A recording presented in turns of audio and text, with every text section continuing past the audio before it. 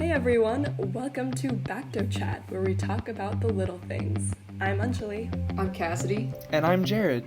And today we'll be talking about being a student during COVID-19.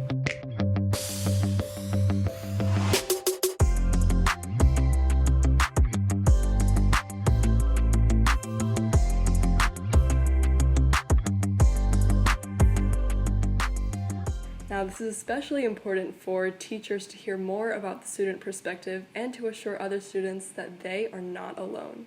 So, one of the main issues, I guess, with online learning is feeling disconnected from classes and professors. So, Cassidy, can you tell us a little bit about your experience? Yeah, sure. So I guess my feelings so far I know this semester has just started, but we had a little bit of this in the spring semester. So in the spring for me, I thought it wasn't quite as bad as this semester because I had already met my professors in person for some of the classes. Mm-hmm. So we'd been in class for at least half of a semester, and it makes a big difference when you can see your professor and they can see you, and there's not a barrier between you like there is when you're online completely. And in those classes, even if you don't even raise your hand or anything, you might be in classes with 40 other students, but you can still look at the professor and they still know who you are generally. It's very different in that sense when you're online and your professor can't necessarily see you because it's not required to have your camera on. And in that way, it's almost like you're in a 400-person lecture, because the professor might not necessarily know exactly who you are, and you might not talk to them a whole lot, and I don't know, I just feel very disconnected this semester, and it's personally very difficult to get into the swing of things again, just because I don't really know a whole lot of people in my classes, and I also don't know the professors as well as I would like to. It feels kind of like I'm talking to a computer, because that's basically what I'm doing, but I'm not sure how you guys feel about this kind of stuff. Yeah, I also feel really disconnected, especially from last semester when we did meet our professors, like you said. I wish that a lot of students would keep their videos on. I keep mine on. Mm-hmm. If anything, it helps me focus, because if I don't have my video on, I feel like I just do other things. Yeah. Or I just get sidetracked really easily, because I know no one else is watching me. But it'd be really nice if everyone could have their videos on. And if nothing else, at least a profile pic, just so you can see what your fellow students look like. Because if that's not there, then it's just their names. And it feels really gray, honestly. Yeah, I agree with everything that you've said. But I think one of the things that I fear, especially in these Zoom rooms, is trying to ask a question. Mm-hmm. Sometimes the professors don't activate the chat function, or they simply don't check the chat function. So a lot of the times I'm just sitting there in the Zoom room with a question and I don't really have any avenue to ask that question. So it does get kind of awkward in that regard. And I think it's important to kind of remind the teacher that, you're actually talking to kids who are listening to you, and they're not just, dozing off and doing other things. So yeah, that's not the most enjoyable experience. Yeah, that's so super true. And sometimes when you want to ask a question, sometimes it feels like the only avenue you have is to interrupt the professor. Mm-hmm. It's just really awkward. Mm-hmm. So I totally see where you're coming from with that. I actually have a class that is only the professor. There's no students. Everyone's there, but they're not. It's very bizarre. And you have to raise your hand to be heard. It's very strange. I've never had something like that before. Oh, interesting. There is a raise hand feature, but I don't know, in that situation it's kind of bizarre. Yeah, not a whole lot of professors use it either. I feel like a lot of professors are just just interrupt me, but when you're generally not the type of person to ask a question in class to begin with, it's difficult to feel like that's okay. Even though they tell you it's okay, I still have this mental block that it's I don't want to ask questions in class. I would rather go to the professor one-on-one in case my question is very specific or something. Right. But also I don't know, I just feel like it's not a social norm. You're kind of breaking boundaries in that way. But it's very different for sure than what we've had to do in the past. Yeah, for sure. one thing that is on professors' mind especially is cheating and how students can get exams online or get answers and collaborate with other students. So it's definitely a big problem now that everything has gone virtual. Cassidy, would you like to share a little story about the engineering department and their exams? Sure. So I have a lot of friends in the engineering department, as if you've listened to this podcast at all before, I'm sure you've heard me mention, because I try to make things more inclusive to all STEM varieties, and I have a lot of engineering friends, so I might as well throw them in this too. But from what I understand, a lot of general engineering exams, when they're in person, the averages are extremely low compared to some other fields. So like in biology, a 70 or an 80 percentage average is not that bad. That's probably what you generally would see. Right. But in engineering, if you see an average of 50%, that's not uncommon on a lot of exams. Then they went online, and these average exam scores bumped up to like 90%, like 85%, and the professors were like, "Oh, you guys, I'm so proud of you, but I really hope that this is being honest and you're not just straight up copying answers."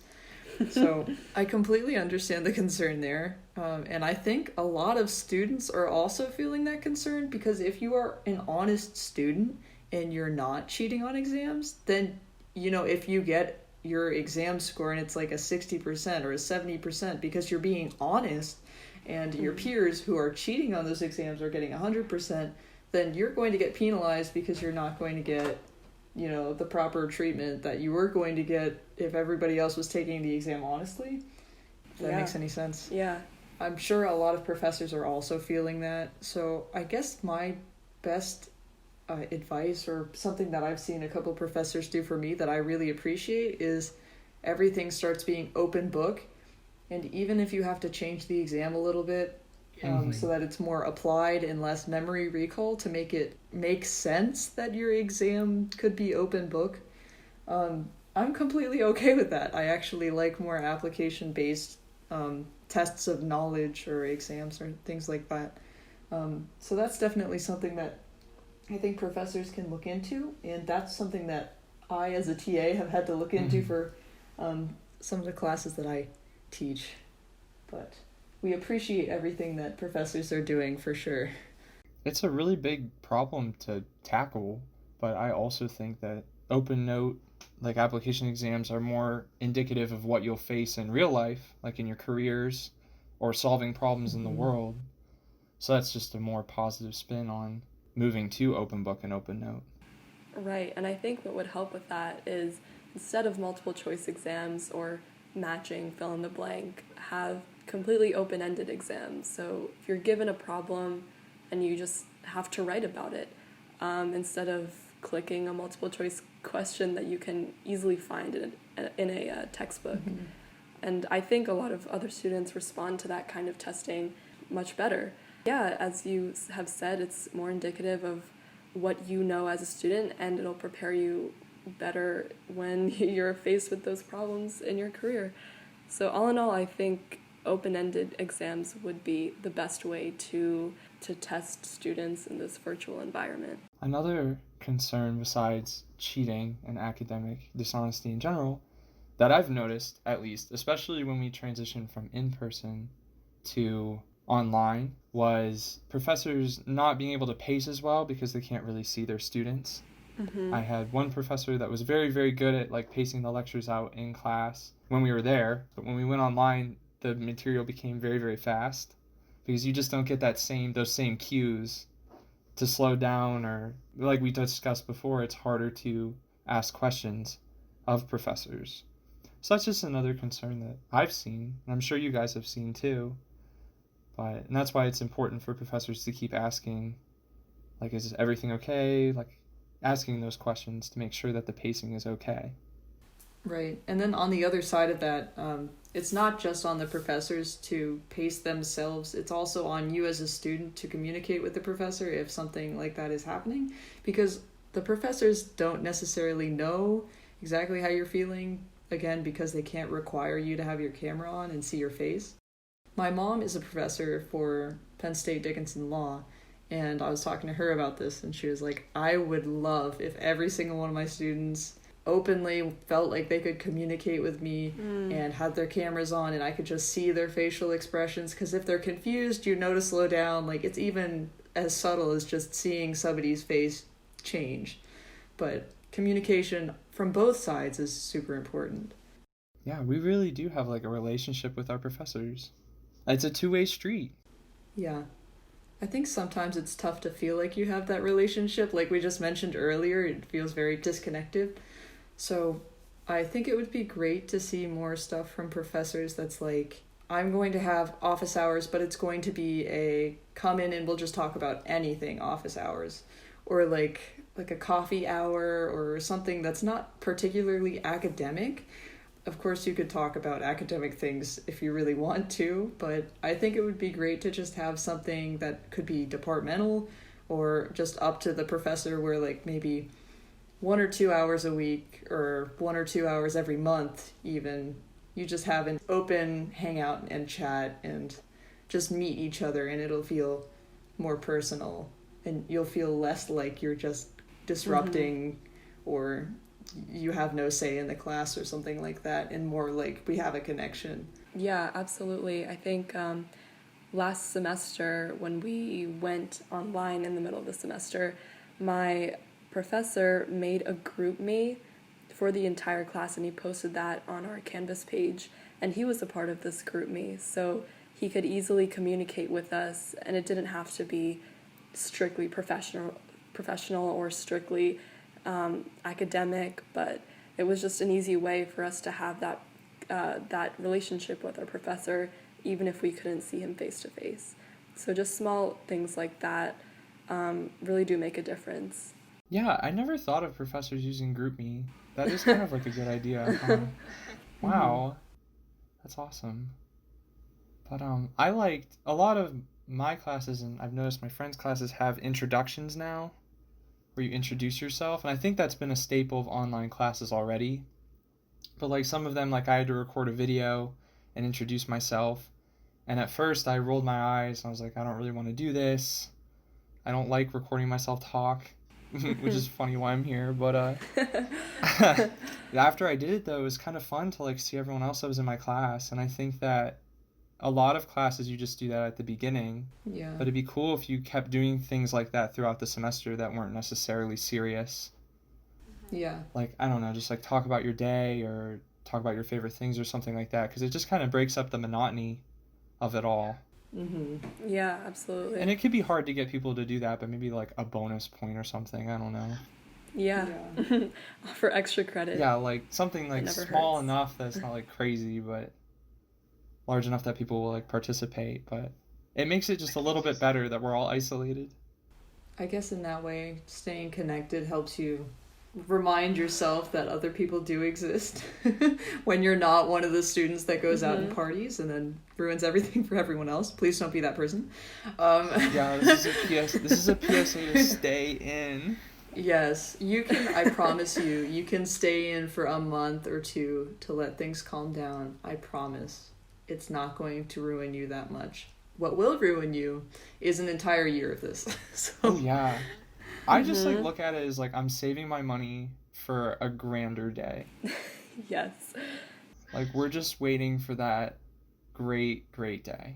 Yes. As Greg Drain likes to say, the beer will be just as cold. Literally. Yes, literally. A little blue bandism. But I guess like how you were saying, like it's easy to forget that there's other people. That kind of brings us to our next thing, which is like overall general mental health and well-being of students. Like how are you guys feeling during this pandemic? Like ever since it started, it's been going on for a really long time. I've been on the fence about it. Some days I have, good days, other days are kind of bad. It's been rough not being able to see my friends or study with them as I would normally do during the semester. But I try to, see them over Zoom or talk to them on FaceTime or just try and keep in touch with them in general. But doing schoolwork especially is a lot more lonely. And Yeah, it hasn't been the best situation, but it's the most of what you make out of it, you know? Yeah, for sure. You just have to try and keep a positive attitude about it, and hopefully this will end sooner than we think. Yeah, I definitely hope so too. I think it's tough not having a routine anymore. I'm having a lot of trouble getting back into the school routine, especially because there's no commute time, and I'm just used to certain facets of college, even though like last semester I lost that for half of the semester. It still hasn't gotten better for me, which is kind of sad because I've had so long to figure this out. But it's just so hard. It really is. That's not to say I'm not getting my work done, but it's just like it's taking a toll because you're always home and you always feel like you have to work because there's nowhere you're going to do your work other than your desk or something. But right. Yeah, I'm going through it. Yeah, it like kind of stinks because like I don't know, this is our senior year and it's just kind of, you know, it's a little more chill than I had envisioned it, but that's true. It is a time for like resilience. Yeah. I find it hard, like you were saying, to get into a routine. It's like really hard to get into school focus when you're just like in your apartment or your house or wherever you may be. It's like very hard to get into that mindset that like you're still taking classes and you're still doing like college work when you're home all the time. For sure. Yeah. You kind of have to just put your phone in a completely different room, turn off your notifications on your laptop, and just like stare at a computer. And even then, you know, you're on a computer, which is like probably the same computer that you do video games, emails, like other side things that you do. I don't know. It's very difficult to separate like visually and mentally. Like this is not a time to relax. This is time to focus on school.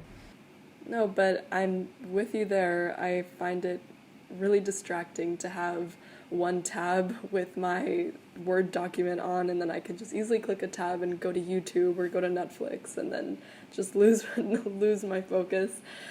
Oh yeah. Yeah, walking that line is very tricky. But it's nice to know that other people are experiencing the same thing. Like, I'm not alone in this. And from a professorial standpoint, when I was talking to my mom and from my perspective as a TA, I realize how much time it takes to really revamp your class for online learning and stuff. And I'm guaranteeing that professors are having the same exact feelings towards this that we are. Like, it's very difficult to separate yourself from work. It's very difficult to even get all your work done in time so that your students can be prepared for class and everything, because you're really just genuinely having to completely almost start over with your class. Yeah, we feel for you, professors. Yeah, I really can't imagine. Jared, I know you are almost a mental health expert at this point from all of your work at Center Helps. So is there any advice that you have for us and other listeners, whether they're students or professors? Oh yeah, well, there's lots of advice I could give. I don't know if you guys would want it or not, or Let's hear it. Of course. But one thing I would say in this time where everything's feeling really isolated, it's not bad to seek help. If you're feeling like really down, or if you're feeling like you're having a mental health crisis, it's okay to reach out to people. Like, I've heard of CAPS, they're very lovely. They've got lots of programs that you can look up. And then also now during quarantine, especially earlier on, like in March and April, a lot of online resources started opening up. And if you just Google like online therapy, online counseling, that's also an option. And it can be really scary to reach out for the first time to a counselor. It's really scary to open up to people. And it takes a lot of bravery. But it can be worthwhile for you if you're feeling like this has just been weighing down on you for a while. It's also good to remember that Anjali mentioned before that it's really easy to forget that everyone else is going through the same thing too. I had a work meeting in April, and one of my fellow peers, a senior at the time, we do a thing at work at Center Helps where we like check in and say how we were feeling that day. And she said that every so often she feels like everything's just happening to her, like she's the only one that's online, or like it feels like she's just not doing anything productive or anything because of this pandemic. But it just takes a few seconds to remember that everyone else is also going through these things. Mm-hmm. But sometimes it can just be too much, and it's hard to deal with those things on your own. So it's definitely okay to reach out. And there's also hotlines if you really need to talk to somebody, like say it's the middle of the night or you're just afraid to open up to anyone that you know. Hotlines are also a good option, like Center Helps, and you can Google those too. But I just want to say, like, it's totally okay to reach out for those things. There's a really big stigma in the STEM field, but also in every facet of life, that it's bad to have mental health problems and you should just get over them. Yeah. I've heard everything from, like, you won't go to med school if you have these things, you won't get a job, but those things aren't true. It's totally okay to take a step back and analyze your own mental health, because that's very, very important. That's really what I would like leave with that, especially during a pandemic, is that your mental health is very, very important. Mm-hmm. And there's a lot of professors out there as well, a lot of mine anyway, this semester, that have said that they are also an outlet for help. Mm-hmm. And if you are going through things, they are willing to work with you. So they're here for us as well, which is very, very good. Shout out to those professors. Of course. But another thing is just, in general, like coping mechanisms and things to take care of yourself. So I would just ask you, Cassidy and Anjali, what kinds of things do you guys do to cope during this pandemic? Well, one thing that I do find myself doing quite often is spending a lot of time on my phone when I've been home all day doing work and staring at my laptop screen. I spend my free time looking at my phone, which is not healthy whatsoever. So I've been trying to get out as much as I can, take a walk or go for a run, and just listen to music or listen to a podcast like this one, and just get my mind off of everything that's going on in the world, or my academics, or anything that might be causing me stress. And I cannot stress how important exercise is, even if you're just sitting at home all day. Like, you can easily do some like a workout video in your living room or wherever you have space. Yeah, do not underestimate the power of exercise. It is profound. It's so true. Mom and Dad, if you're listening to this, close your ears for a second. I feel you, Anjali. I looked at my phone usage the other day, and I averaged 6 hours a day. That's disgusting. Mm-hmm. Somebody tell me to stop. Somebody please. But definitely exercise is a good outlet. I like the podcast idea. That's what I used to do over the summer, which I need to get back into. Mm-hmm. But it would be an honor to be your running podcast. So just keep that in mind, folks. We are a great podcast to run to. If you're listening to us while you're running, you can do it. Don't give up. Yeah, you're doing great. You push it. But while I'm sitting here at my desk, you go. That's right. We support you from a distance. Socially distanced, of course. Yeah, the next podcast, we should record it while we're running. All right. I would die trying to edit that. That would be a lot. Everything would be bouncing around. Oh my gosh. But on I guess a more serious note, I am an artist of sorts. I play an instrument. Jared, I know you played an instrument in high school. I don't know if you ever played anymore. I do sometimes. Not a lot, but it is nice. It is stress relieving.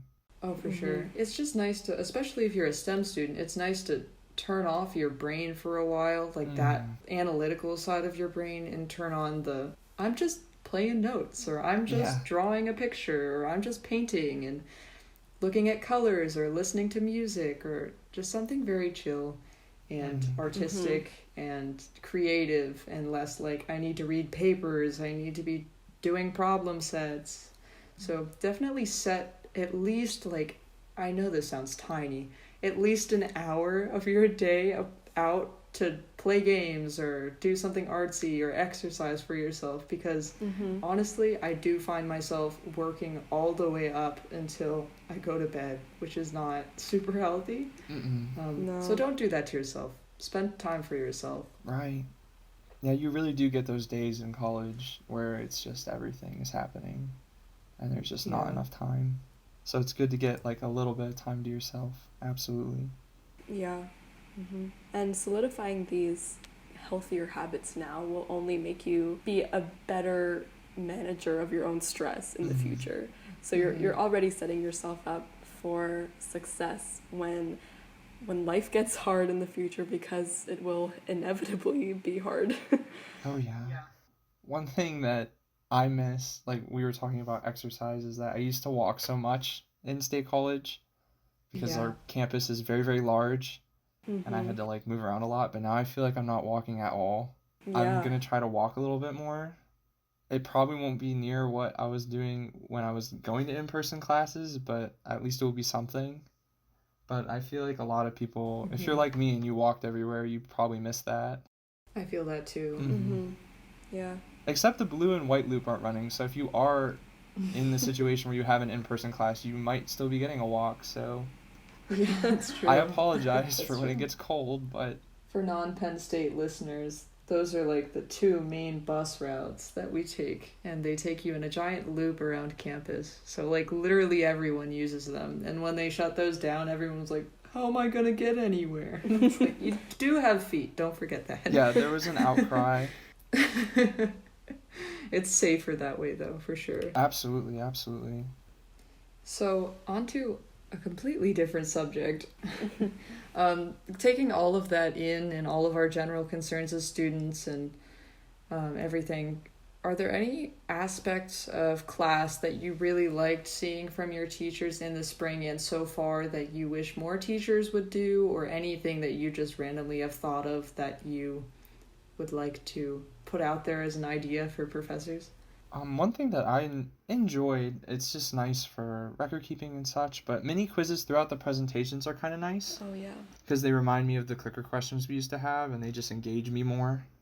So I like to see a lot of those. And then I'm pretty sure they record your attendance, don't they? I think something like that, yeah. Yeah. So that's nice too, that they, like, professors know that you came to class. For sure.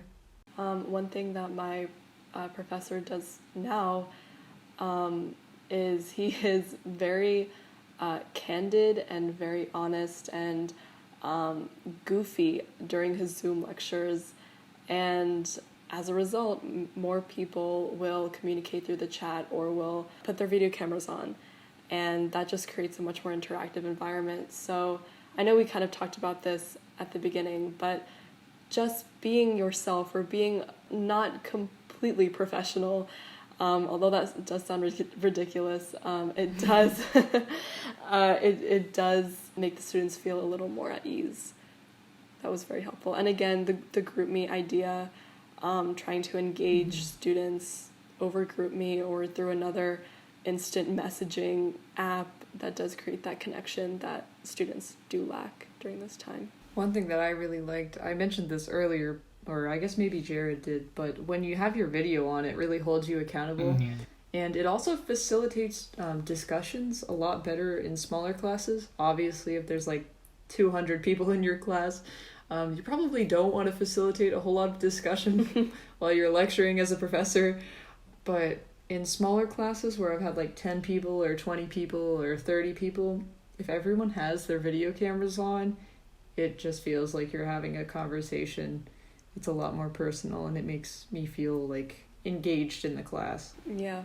I really liked in the spring, I had certain professors that were very, very detailed in their messages to us, and almost every single one this semester I've had, I really enjoy getting announcements, like at least weekly updates on things, especially when a lot of students are asynchronous alongside the synchronous students.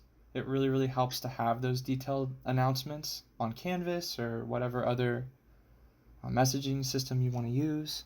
But I really like it when there's just a concrete plan for the semester. But I've seen that almost in all of my classes, at least, that there have been like very solid plans for online learning, which I really, really appreciate. Yeah. Yeah, no, that kind of dedication and the time that professors have put into these courses is incredible, and we really do appreciate it, even if we don't say that. We do. Yes, For sure. We do really appreciate it, and we don't want any professors to be stressed about their health. We don't want professors to be in a situation where they feel uncomfortable, just as much as they don't want us in those situations. So take care of yourself. We love you, professors.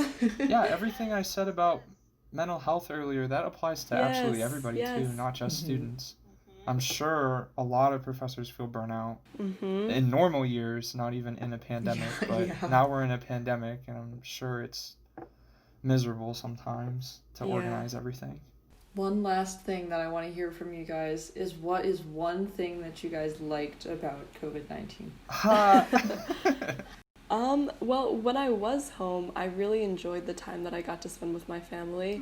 And we did a lot of activities that we would do when my brother and I were younger. So, and we haven't been able to do that in like 3 years since we were last all under the same roof. So just having that time to kind of get back to our usual routine, it was very nice, and I enjoyed that. I also enjoyed spending time with family. I didn't go home for a while because my internet at home is kind of goofy, or like it doesn't run very well. So I stayed in state college, like when the pandemic kind of started. It was like odd because it felt like the world was ending, but it also felt really peaceful in a weird way. Like it gets kind of quiet here in the summer too. Like there's less people, but in March, when everyone went home after spring break, it was just so quiet. It was just surreal almost. Like how little traffic there was everywhere, and like how few people were around or like outside or anything. So I kind of liked the peace of it all for a little bit, even though it was kind of chaotic in the news and everything, and all of like the uncertainty about the future. There was something peaceful about the fact that there was just like no one out or no one doing anything. So it was definitely memorable. But when I did get to go home, I did enjoy spending like quality time with family, and we go on trips in the summer, but this year we didn't really go anywhere, so we just had more time to like bond with each other. So that was really nice. Yeah. I think it was nice not being in lab and having to do something else. I'm very used to having like a lot of time to fill and just going to lab and doing work, or just filling all my time with work. So creating all of this outreach stuff has actually come from the necessity to do something lab related and science related. So yeah, my favorite thing about the pandemic has been actually getting to learn some more graphic design techniques and stuff that I never really had the time to get into, but I've wanted to get into since like freshman year of college. So I finally did it. Nice. And here we are. Yes. Fruit of our labor. And of course family. Yeah. I'll get yelled at if I don't say that. Yeah. Love you. Love you, Feo. Shout out to the fam. All right, sounds good. Well, thank you all for listening. Be sure to follow us on Twitter at Kovac Lab, and check out our other videos on our YouTube channel, The Kovac Lab. See you next time on BactoChat, and be sure to wear a mask. Yes, please wear a mask. Please. See ya. See ya.